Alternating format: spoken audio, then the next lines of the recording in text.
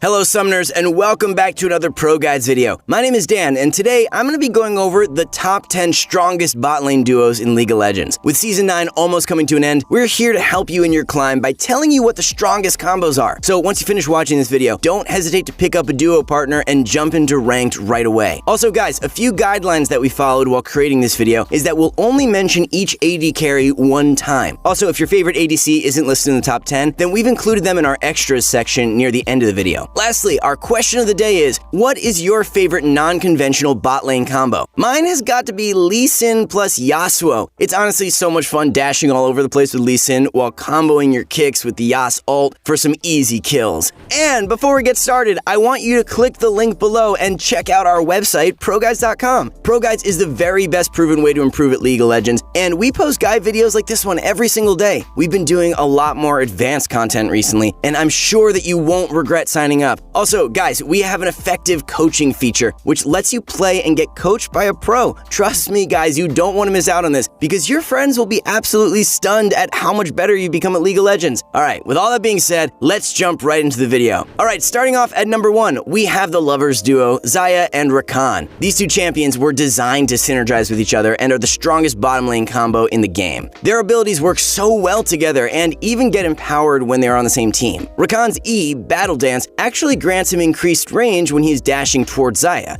and Xayah's W, Deadly Plumage, gives Rakan the effects of this ability if he is nearby. This means that they'll pretty much auto-win any 2v2 fight in the bottom lane due to the boosted stats of their empowered abilities. On top of that, Xayah and Rakan are the best level 1 cheesers in the game. Whenever the enemy is on blue side, you can just sit in the tri-bush at level 1 and then wait until the enemy duo face-check that bush. As soon as you see their ADC blindly move into you, then Rakan can engage with an auto-attack plus W into a barrage of empowered Xayah attacks with her Deadly Plumage. But that's not even the best part. Whenever Rakan manages to combo his engage during a small skirmish or team fight, then Xayah can also catch up to him and combo her abilities with a quick blade caller to root them in place and CC chain them even harder. Honestly, we can talk about how good this bottom lane is for hours, but to save time, let's move on. Next up at number 2, we have Lucian and Senna. Now, Senna is a brand new champion that hasn't even been released yet, but judging by her kit on the PBE, we can assume that this lovers duo is going to be extremely strong. However, since changes can be made to Senna's kit and numbers before she hits the live server, we're going to have Braum take her place in Lucian's arms for now. Braum and Lucian are a classic bottom lane duo that's been around for multiple seasons. Their kits synergize super well with each other and are often known as the biggest kill threat in the bot lane. The reason why they work so well together is due to their passives and all-in potential. Braum's passive allows you to stun the enemy and deal bonus damage after landing 4 auto attacks from either himself or a teammate. Lucian, on the other hand, makes your next auto have 2 shots instead of 1 after you cast an ability. This means that a quick Braum Q into a Lucian E, auto attack, then Q, auto attack would do a huge amount of damage while also stunning your opponent. In addition to that, Lucian is a very aggressive ADC who likes to dash in front of people's faces, and Braum can easily peel for him while also staying in front of his carry by using his W and E. Once this duo hits level 6, it's going to become so easy for you to pick up kills because Braum's hard engage potential and Lucian's insane burst can melt any AD carry.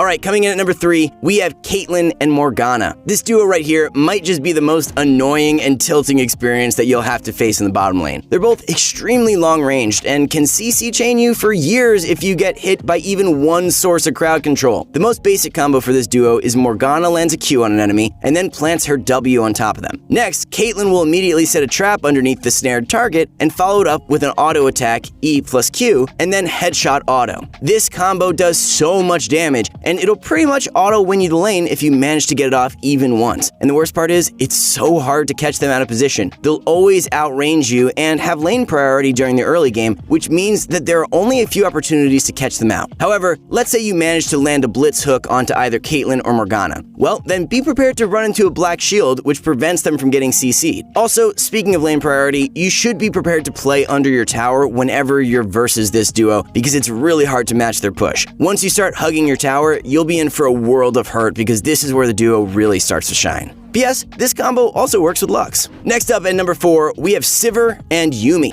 Now, this combo used to be extremely overpowered in solo queue before the dozens of Sivir and Yuumi nerfs started pouring in. However, even through all of those heavy nerfs within the past few months, this duo is still really powerful. It can net you a ton of free LP. The biggest strength this duo has is their safety in lane, huge amounts of undodgeable poke, and also their massive amounts of sustain. For starters, there is so much safety with this combo. Yuumi's passive grants you a shield that never expires. Her E gives you a ton of movement speed and HP, and her ultimate is an AoE peeling and engaging machine. Sivir, on the other hand, has an ultimate which can be used for engaging or peeling, and also has a spell shield for the unlimited mana sustain and safety. When you combine these two into one lane, you'll notice that they start to cover for each other's weaknesses and complement their strengths. Yuumi can pretty much sit inside of Sivir for the entirety of the game while poking out your opponents with Q and giving Sivir unlimited HP. Sivir, on the other hand, can continuously push the wave while poking with her W and Q. Whenever Sivir is about to be caught out by something like a Blitz or Thresh hook, then she can spell shield it for that guaranteed escape and extra mana. I'm honestly so glad that we stopped seeing this combo being played every other game because it's so frustrating to deal with. Coming in at number 5, we have Draven and Pyke. Now, I know what you're thinking, this bottom lane seems a little bit troll because both champions are looking to last hit the opponent for the extra gold generation. Well, if you're playing this combo with a random, then it'll likely end up pretty poorly. However, if you have a duo partner who you can communicate with easily, then this will be very powerful. Draven's passive allows him to receive bonus gold every time he last hits a champion, depending on the amount of stacks he has. Pyke's ultimate passive allows him to double the amount of gold generated upon killing an opponent and sharing that with your ally. Now, the order that you should follow when killing an opponent is that Draven should always secure the first kill if he has a decent amount of stacks. However, if Draven sucks at catching his axes or has lost his stacks recently, then Pyke should secure all the kills to generate the maximum amount of gold. But numbers aside, this duo is still very powerful even without any of this gold generation. The amount of lockdown and burst from Pyke, combined with Draven's insane damage, can net you a lot of easy kills during the laning phase. Whenever Pyke manages to hook a squishy target, then it'll likely end up as a free kill or at least a flash due to the huge kill threat you present. This combo also works really well with Blitzcrank, so make sure to give both a try.